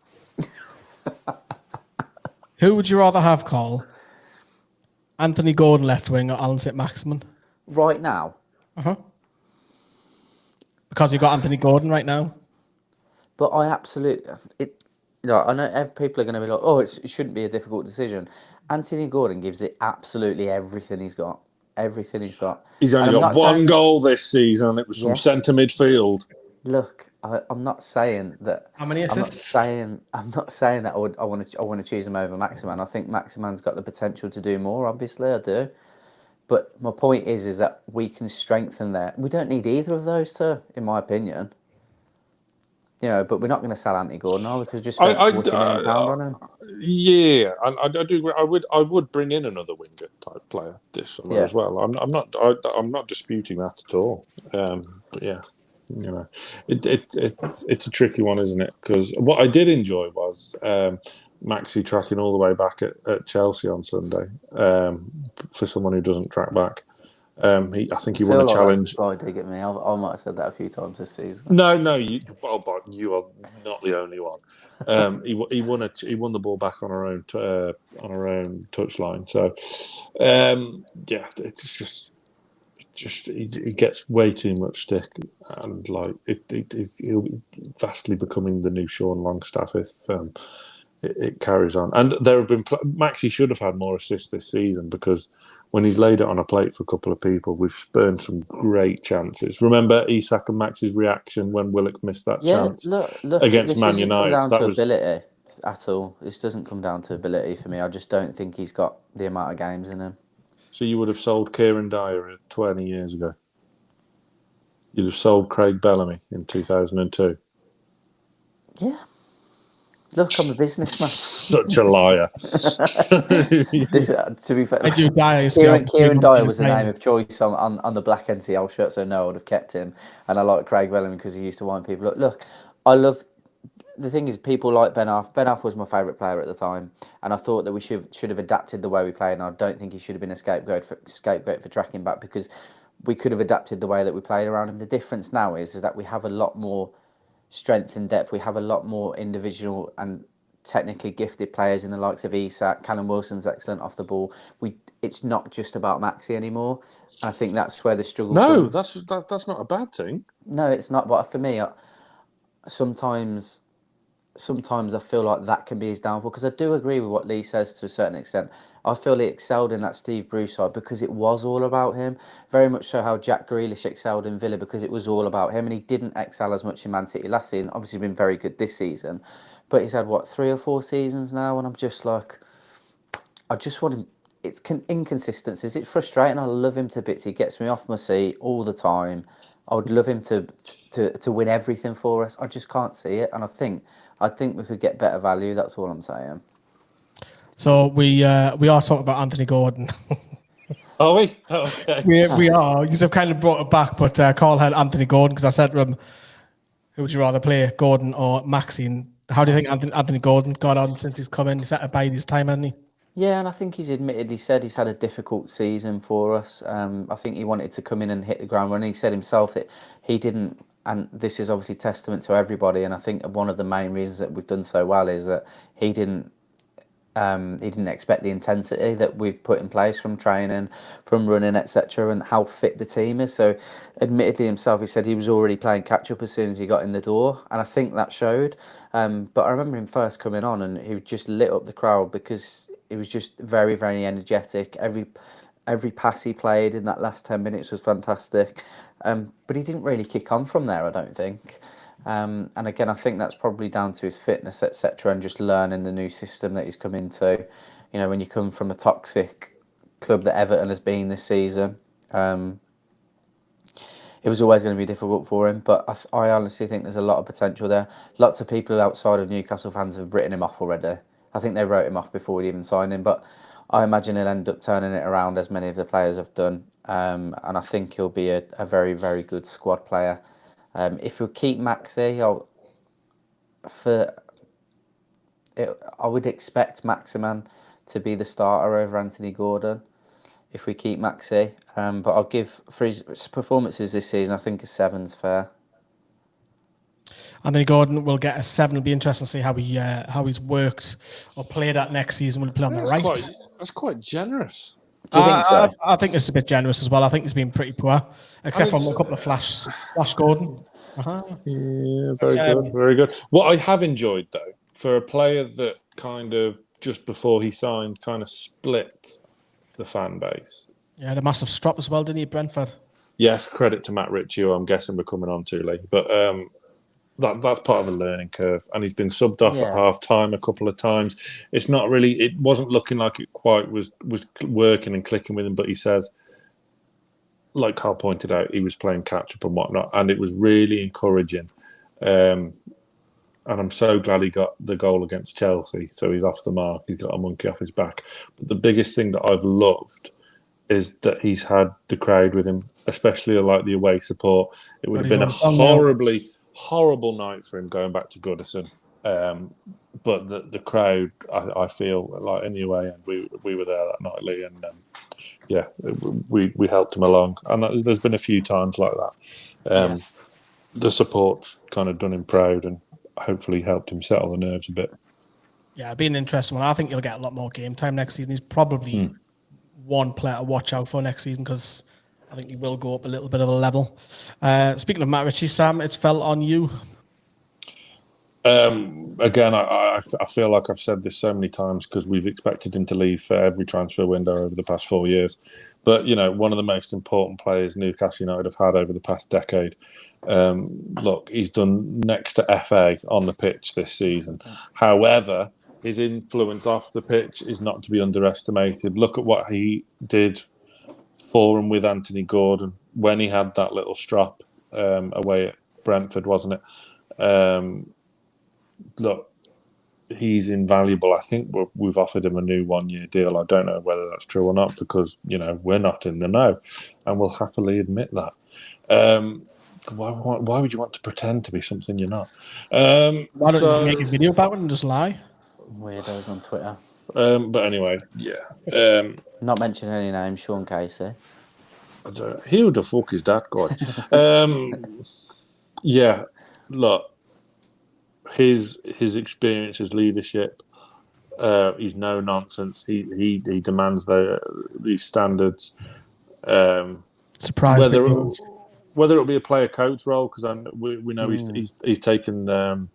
Was it the under-18s? He's taken a couple of times coaching sessions, so he's doing his badges. I think he'll make a fantastic manager one day. But on the pitch, I think he'll be a bit aggressive. Someone's definitely getting the Fergie treatment off Matt Ritchie. Well, if Joey Barton can hack it, and Paolo Di Canio did it, this is true. Actually, I don't want to mention Paolo Di Canio, but yeah, no, Joey Barton's a good example. Yeah, I feel that just to turn a light on, there we go, illumination. I feel that he will be a very good coach one day. In terms of a score, is it fair to give him one? Carl, I'll pass to your spreadsheet, but I can't remember too many times he's had more than 2 minutes game time off the bench. So no, I think he's only played 5 or 6 games. To be fair, I would. It hasn't been for long, has it? No, I would lean towards non-applicable. But when was his last start? Was it Sheffield Wednesday? Did he play in that one? Played 7 games, and minutes per game was 7. So he's played a grand total of 49 minutes this season. Non-applicable for Matt Ritchie. Non-applicable, but if he stays another year, I'm sort of okay with that. But if he doesn't, then he goes down, as I said, one of the most important Newcastle United players in the past 10 years because he's helped get us back up in the Premier League and keep us there, more importantly. Yeah, Ryan Fraser is next. Remember him? What do you score him? Yeah, do you score him in terms of his first half of the season where he was a squad player, very similar to Richie? Some expect he was getting minutes first half of the season. Don't forget, end of last season, he was in the team ahead of Miggy. It's a tough one because you rate him then because he's been literally abolished from the squad. I want to know what happened. I think we'll find out when he leaves. Oh, we might find out in the Amazon documentary. Yeah, that would be good, wouldn't it? Maybe I should have said that. But Ryan Fraser, I'm going to go down the middle. I think he does need a score because he has played plenty of minutes. So I'm going to score him a 5 based on what he's played and then being literally not in the squad at all. Something's went on. He'll be out the door, even if it's a loan spell, just to get him out. But yeah, Ryan Fraser will be leaving the club on a permanent or temporary basis. I think it's very, very generous. But it's... I don't think he was poor when he played. How many games did he play this season? 8. Yeah, I'll keep it at 5. I'm happy with that. I'm happy to go with 5 for that. But yeah, he'll be leaving. Yeah, those 8, he was averaging 40 minutes a game, to be fair. So he did play quite a bit, like you said. Sam, I'm going to go back to you for Miggy. Wow, transformation of the season, isn't it? For me, I would have thought it. If you base this on before the World Cup, he would be player of the season. Yes, but we're not. A season is 38 games. It's another one of these sort of almost fairy tale stories because I would be quite intrigued to look back at our keep sell loan at the end of last season because I know I said to sell him. There's a few of us that I think even I said I didn't want to, but I didn't see any other choice. I think if there was anyone that was going to be sold, it was going to be him, to be fair. Yeah, because I think at the end of last season, it was a case of, right, now is the time you either offer him a new deal or you have to sell him. Look, he's got a new deal. He's been playing the best football of his career. He's getting a 9 from me. He needed more goals and assists, and he's my word is he got that, and he's got some fantastic goals as well. Oh, yeah. A lot of people's goal of the season would have been against Fulham. Yes, I enjoyed the goals against Everton and Villa greatly. That one against Villa was just an absolute peach. Yeah, even the previous season against Palace, the Bruno slice ball, even that was sensational. Filth. Leicester first Premier League game back after Christmas. Great finish. Christmas filth. Christmas filth. So yeah. There's been so many good Miggy moments. Yes, he's died off a little bit towards the end of the season, and lost his place, hasn't he?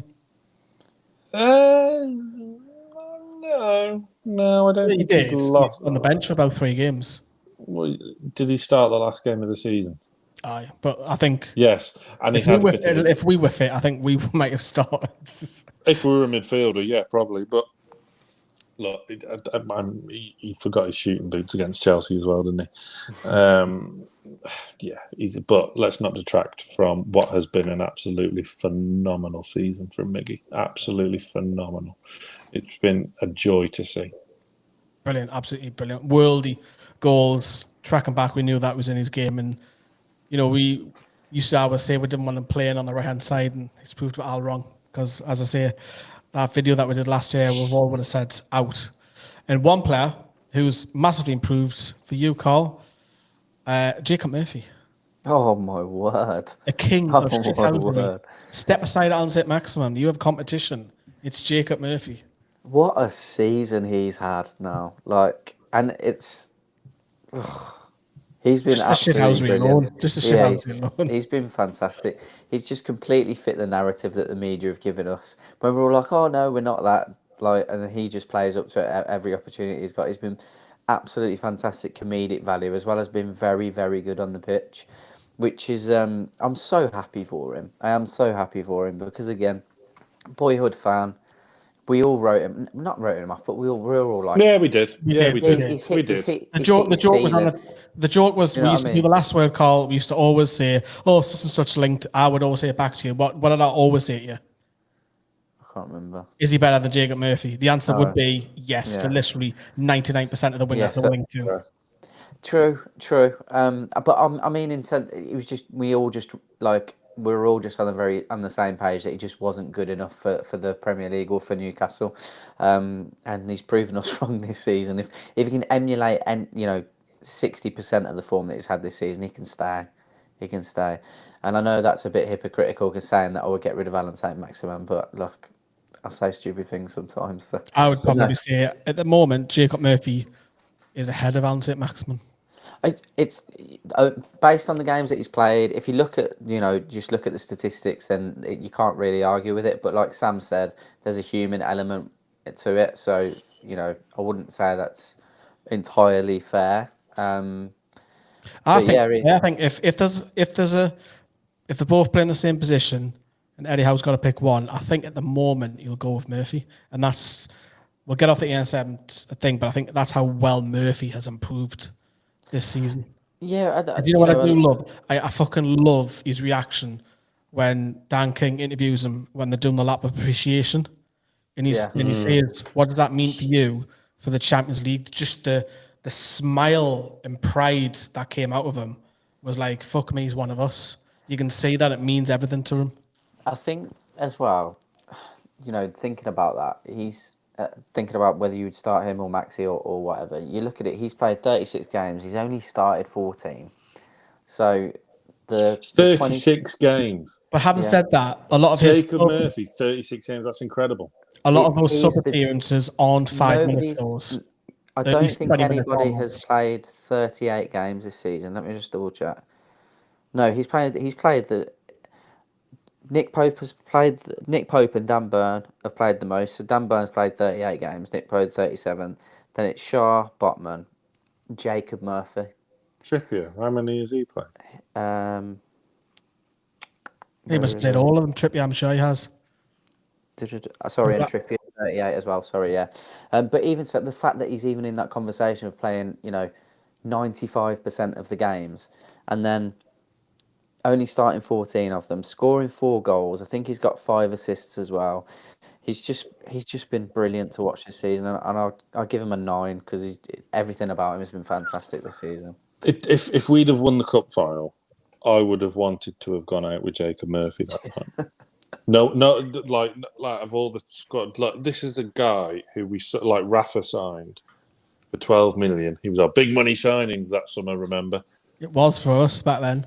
And he was absolutely terrible, bar an assist to was it Rondon at Everton away? No. I think you had a brief spell for about a month. I scored away at Man City, didn't he? And yes, he got the honorary, he got the Dan Gosling consolation, didn't he? But he was good. But then Rafa took him out for no reason. Yeah, and that was it. He went on loan to West Brom. He went on loan to Sheffield Wednesday. We, like Carl said, we did all write him off. We all said he's not good enough. He's not Premier League level. Every single one of you, not one person, not even me, and I sympathise with Kraft and whatnot. We all said not good enough. Move him out as quick as possible. And look at what he's achieved. He's epitomised Eddie Howe's Newcastle United. Yeah. Like Carl said, boyhood fan. He's living his dream. The moments of shithousery in both legs of the semi-final at Southampton. The first leg with that, the second leg being subbed off after being subbed on, and absolutely loving being subbed off after being subbed on. Spurs as well, when he scored that goal, he was like, "Oh, that was unreal." That was one of the moments of the season. Obviously, it was pure enjoyment, but there was almost a sarcasm to it as well, and it was just fantastic. I don't think anyone could believe what was going on there. Even when Isak scored his second, he was like, seriously, what's going on? This is getting out of hand. If it was boxing, the ref would have jumped in and stopped the game. But Jacob Murphy, what a guy! He has a question. Yeah. The answer for me is yes. To coin a phrase, says, if someone offered 30 million for Murphy, would you take it? We're all going to say sell and Yes. keep sell loan now, aren't we? Love him, but yeah, for that money. Yeah, straight so, yeah, definitely. Fuck him off for Diaby. Yeah, no, but no, what a guy. And those are your wingers. We'll move on to the two strikers before we get on the big one, which is the coaching staff and Eddie Howe. So it falls to moi. I've got Callum Wilson, and Sam already expressed earlier on, he was written off. Had a good start of the season, went to the World Cup. Brilliant for him, because we're all, how are you got to pick Wilson? You got to pick him. He went, and he should during the, I can't remember which game it was. It's where England battered them 5 or 6. He's breaking through one-on-one. Shooting, he squares at Jack Grealish. I'm like, he had the chance. He should have been selfish and got himself an England goal, but came out after the World Cup. Isak replaced him for a bit, and then he was hungry. He was coming off the bench, scoring goals, sometimes 2. Got back in the side. And then it shows you something that we're putting a £60 million striker back to the left wing because of the form of Callum Wilson. He's got his England call up. So 18 Premier League goals, absolutely sensational. And I'm not going to go 10, but I am going to score him really high in a 9 out of 10 for me, because he's had a fantastic season statistically, because I know Carl's got them in front of him. It's his best season in front of goal. Yeah. Which is phenomenal. And England have a plethora, get me for the big words, of some strikers in red-hot form at the minute, and he's right up there. So, phenomenal season. Yes, he's getting on. What's he, 30 now? 31? 31.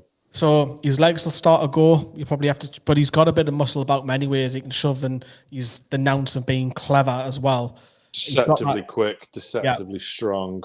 He's already got that in the locker when his pace fully goes. So, yeah, fantastic. And yeah, he's going to be a linchpin for next season, but I do feel that we probably need another striker. But unreal season, Callum Wilson, 9 out of 10. 21 games he started with 18 goals. What a return that is. Mental, isn't it? Yeah, fair play to him. Yeah. Goes to show you when you've got a bit of competition, it brings out a different hunger on someone. But it's brilliant, that. And of course, the other one is Isak coming across to Carl. Obviously, Sam, I'll let you have the last word on Isak, because I know you love him. But Carl obviously came in, big money buy, came in, scored, what was it, 2 out of 3 games, got injured. Then the World Cup came. It's like, ugh. And then come late January, he was in that side and scoring goals for fun. This kid is going to be... This depends where he plays, where his permanent position becomes. But... Sorry, but for next season, he has to play up front. Yeah. I don't want him out wide. It's got to be one or the other. You're going to have to upset someone. He's going to be in the top 2 strikers in the Premier League. And that's just because Erling Haaland's there. If he wasn't here, he'd be the best striker in the Premier League for me. Best forward in the Premier League. Don't care what people say about Harry Kane. He's had a great season again for Spurs. Blah, blah, blah. Alexander Isak has got way more about him. He's younger than him. He's unbelievably skillful on the ball. Eye for a pass is fantastic. His finishing ability is fantastic. He has got an unbelievably high ceiling. Sam was spot on with everything that he said before he came, and how excited he was that we got him. Had a little bit of a slow start, and he's unreal. There's not enough superlatives in the English language to describe this boy. He's brilliant. 22 games played, 17 started, 10 goals, averaging 65 minutes a game. Can you imagine what he's going to do when he plays a full season? Averaging 80, 85, 90 minutes a game. For me, based on those stats, you're looking at Haaland and Kane stats. That's what you're looking at. He's unreal. That assist of Goodison, got took off him, but it's an assist. That was just, fuck me, what's happened? Disgusting. And I know, like I said, you can quite easily back what I say down about Harry Kane, but Harry Kane's starting to get on. He'll probably have another couple of seasons in him. I think Alexander Isak has the potential to be one of the best strikers that the Premier League would have seen in a long, long time. And I think the comparisons to Henry are now becoming justified, because he's got a similar build. He plays in a very similar way, especially when Henry was at Monaco. Playing out from that left wing. He is brilliant, absolutely brilliant. 60 million well spent. In terms of footballing ability, I don't want this to be clipped up. In terms of being a footballer and ability, he's got more ability than Haaland. On the ball, yeah. Haaland. On the ball, I would say. So Haaland is a completely different player. Haaland is lethal in front of goal. His spatial awareness, unreal. He's direct. He's unbelievably quick for his size. He's like you say, he's lethal in front of goal. He's not. He doesn't. He's not a ball player. You know, he's not going to start. If you don't give Haaland service, he'll not score. Yeah, exactly. Whereas Isak can do something on his own. Yeah, you're not going to put Haaland, 30 yards in front of the back four and expect him to go on a ridiculous run and create a chance. That's just not how he plays. He's an unbelievable striker, one of the best out-and-out strikers I've ever seen. But he's not a ball player, not from what I've seen anyway. So in that sense, I would say Isak is better in that regard. Yeah. What you scoring him? What's 16. No, he gets a 10. He gets a 10, yeah. 10? Yeah, easily. Despite his blip, you're going 10? 10, mate. Say a blip, injury, sorry. 10. And he's just about played half the games as well. Mr. Mulliner, you liking what we're talking about, don't you? No, I was just staying quiet to see what you're saying. Just enjoying it. He's lapping it up, sitting. No. I'm very aware that I don't want to get too pig-headed because it will come back and bite me on the ass. But I've got an awful lot of things right this season, and this was the biggest one. Because you were slagged off by all the comments on the Sky Sports video when you went live on there, and the people were taking with a pinch of salt when you said he could be our new Aguero for us. And people are like, he's banging 30 goals a season, but he's a completely different type of player. And we knew what you meant. Yeah, exactly. And that's it. People take things out of context and just, but he actually could be that now. You could be. Yeah. It'll not be. The thing is, if he's not a 6-yard striker. No. He will go past one or two players and slot a bottom corner. So, if he stays fully fit next season, because he came late in the window. His papers didn't come through because of Brexit. That's still happening. Yeah. I mean, it is what it is, but it's a fact. Had Brexit, had it? Remember because you put that on Twitter? Someone replied back to it. I do remember. It's a fact, isn't it?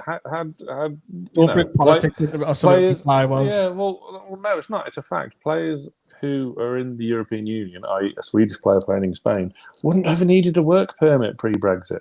So it's I don't care whether you remain or leave. I'm just stating a fact. Whatever. Get a life. But anyway, sorry.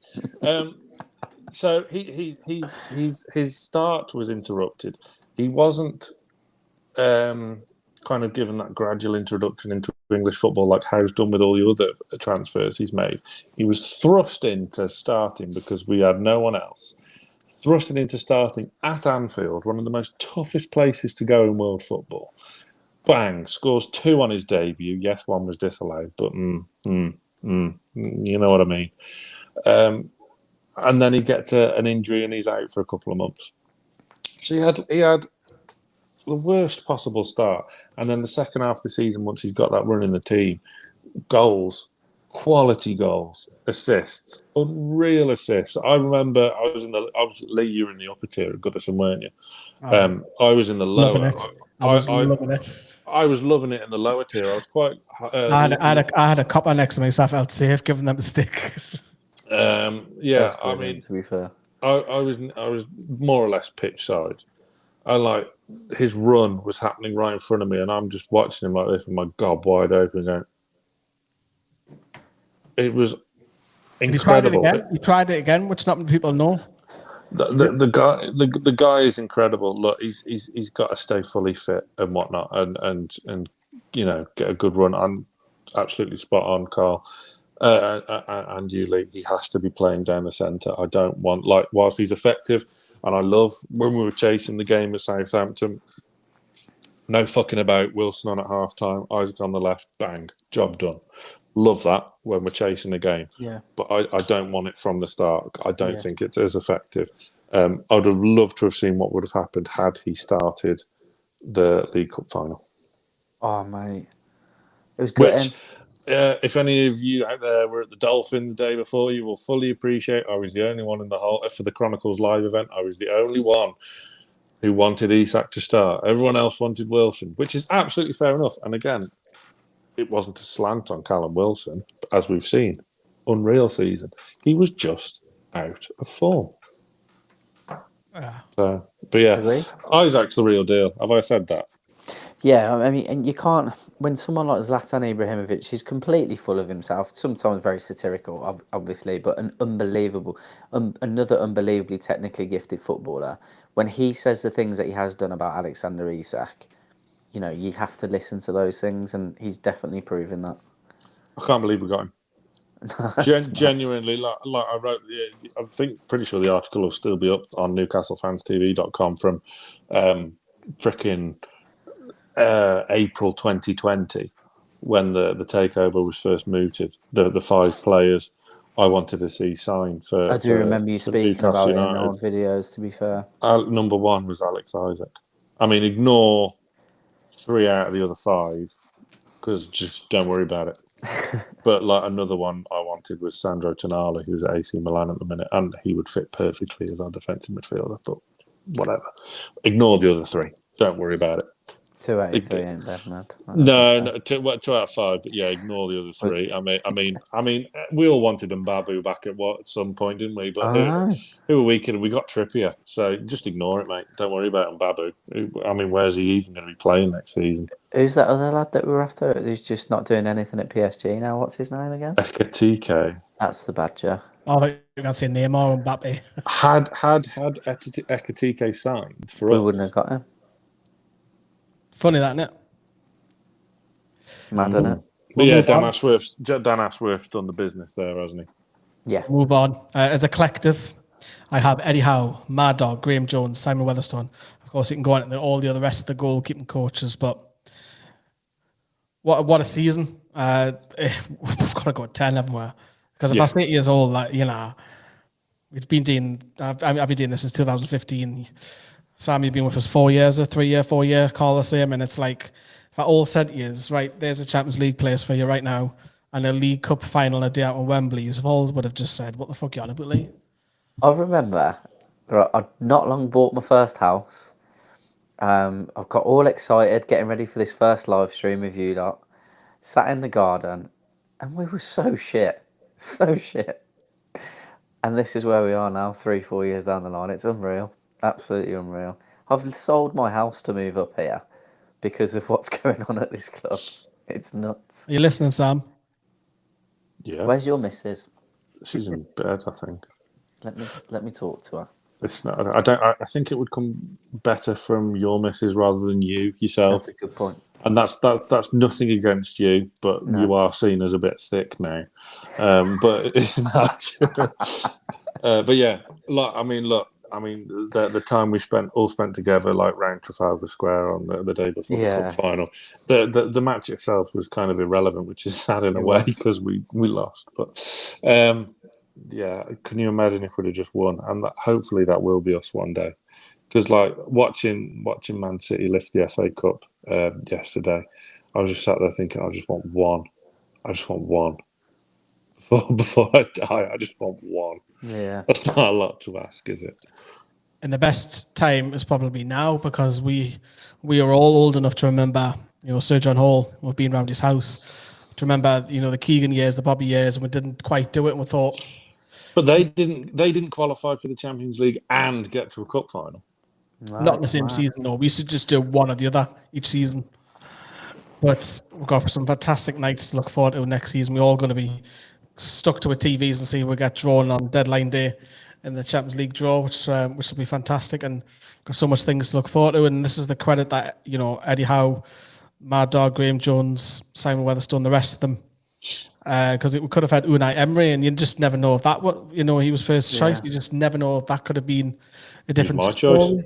Yeah, it was your choice. I said on the overlap, I wouldn't mind Eddie Howe as a stopgap. I just said it. It was more of a case, but I think I want Eddie Howe here long term. Of course, look at the job he's done. Took it from 19th to a Champions League place and a cup final. Which on another day, if we had a fully fit squad, we could have put up a bit better of a fight. And it's just a season that we'll look back at, and we can't probably be right now. We can't. It's been great, but I think in 5 year time, Because everyone talks about Pardew season, Ben Arthur, Boss, he said, that'll be us in 5 years' time thinking, remember the time when we finished 4th and we had the likes of Bruno in the middle and we had Isak and Wilson and we couldn't get in the side and Trippier and we'll talk about the side. You might be a good person to ask about that, to be fair, because out of the three of us, you're the only one that would have been at the majority of those games, of course, when Pardew was in charge. And what's the difference with how, can you remember any differences with regards to how you felt then and how you do now? With Pardew, the sense was he's in Ashley's back pocket. It's his pal. Yeah. I don't think that was fully true. I think he was pally with him, and I think he did get the job because he had mutual friends. But it was still even that season finishing 5th. It was still a great campaign. Don't get me wrong, but there was still you expected bomb to go off. You're still waiting for something just to explode, and then that happened. That's what it was. I don't remember. We finished 5th and think, right, brilliant. We finished 5th. We'll go on and strengthen the squad. We signed Gail Bigger-Ramana for $1 million, and we didn't sign no one else. No wonder we struggled. And Vernon, no wonder we struggled. To Gail Bigger-Ramana as well, because goal against Wigan. Yeah, and he was playing in the last time I checked some Northern Ireland league or something like that. There was always that expectancy that something, like you say, the bomb was enough, like something will blow up in your face. Because even when things were just starting to go swimmingly and things were relatively calm around the club, still banners for Pardew out and everything. You just knew something was just round the corner. Bang! Oh, hello, Joe Kinnear. Yeah. Something like that was always around the corner, wasn't it? But that was you don't have to worry about that. And you can also say about the ownership as well. It's not just that they've pushed the women's. We can give them all 10s up to push the women's. They're being very nice to us, interacting with us. They follow us on Twitter now, which is fab. And not just that, the work that they do with charity. They're just everywhere, and it's a sense of And I love the fact that Amanda was crying when she seen Eddie and hugged him, and it's the emotion that's coming out that it's not just a money exercise for them. It actually means something to these people. Yeah, I'm very big enough to say that women's football has never interested me. It hasn't until the back end of this season, seeing all of you being involved in it and just how much the club's been pushing it and how much it's meant, and seeing how family orientated it has completely changed my opinion on it. And I'm no issue in saying that. I was one of those people, women's football, like, I can't be asked to watch that. But my opinion's changed massively, and I wish them success anyway. But I genuinely do really hope they do well, and I'll certainly be paying more attention next season, definitely. And that comes down to the work that you've done, and obviously what they've done at the club as well. So yeah, but push that on next season. It's not just that the ownership everywhere, from everything, and they're going into Atlanta at the minute, talking to international fans, making them feel involved. It's brilliant, man. Expectation next season, possibly, though, isn't there? It's going to go higher, and that's probably the thing that Eddie Howe's going to have to live with. So if I said to you all right now, you'll all take top 4 right now again. Oh, God. Yeah. To be honest, I'd take top 7 just to consolidate European football. I'm very much of when the opinion. When the trophy lands, that will just even go we'll expect to be competing for trophies shortly. Yeah. It'll be different. So for now, my attitude is, and has been since the takeover, just enjoy the ride. Mine, do you know what mine is? Going all the away games is like, I used to always think, it'll be good to get a pint today. It'll be great to get a pint today. Now it's not. And how many away days? I expect to be entertained now. I'm like, wow, then I'm going to be, right, I can see this going 2-2. I can see 2-1. I don't expect to park the bus, hope for a point, and have no hope. And it's been a incredible season. So many unbelievable away days this year. It's been incredible. This will be the most exciting summer transfer window we will ever see. I'm so looking forward to that Amazon documentary when that comes out. And then all we're going to sign is Scott McTominay.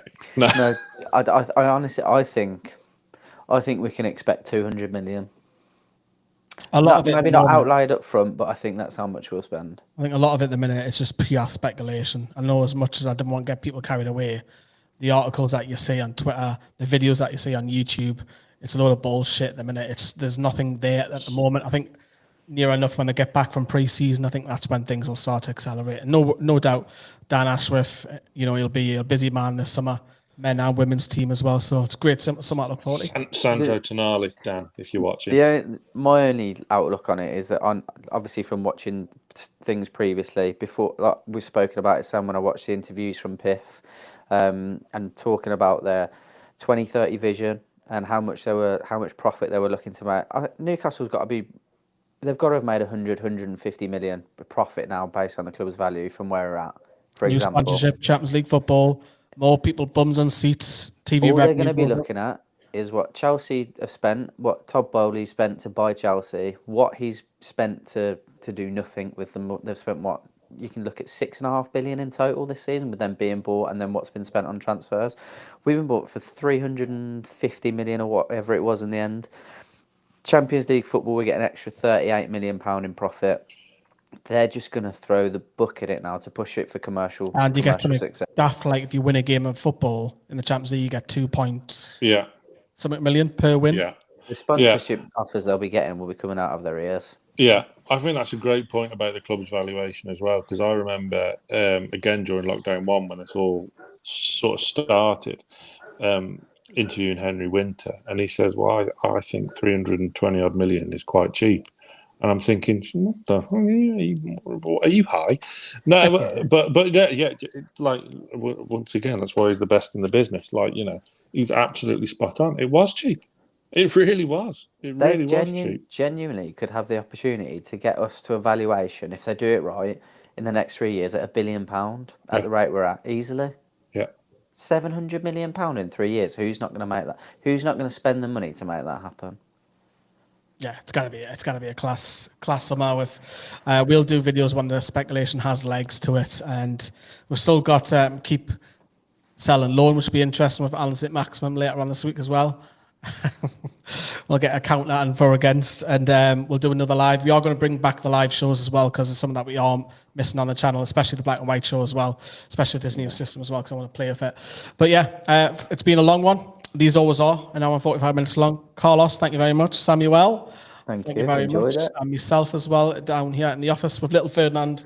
I didn't realise you were going to the office, mate. Otherwise, I would have come. So I'm in the office. Ferdinand's looking around. I think you want to come here. No wonder that bloody office stinks of dog. Oh, it's a beautiful dog, though. It's beautiful. Aren't you, darling? It's not a dog. He's a darling. He's little Ferdinand, man. Come here. Come say hello before we end the stream. Come here. Come on. Come up. Come on. Come up. Good boy. I'm not an animal person, viewers, in case you haven't noticed. Doesn't like charity, doesn't like animals. Well, I do like charity. No. You got more chance of me having another child than me getting a pet, and I've had a vasectomy. So what does that tell you? Yeah. Anyways, on that note, we'll end it, everybody. Are we still live? Drop us a like, everyone. Bye-bye.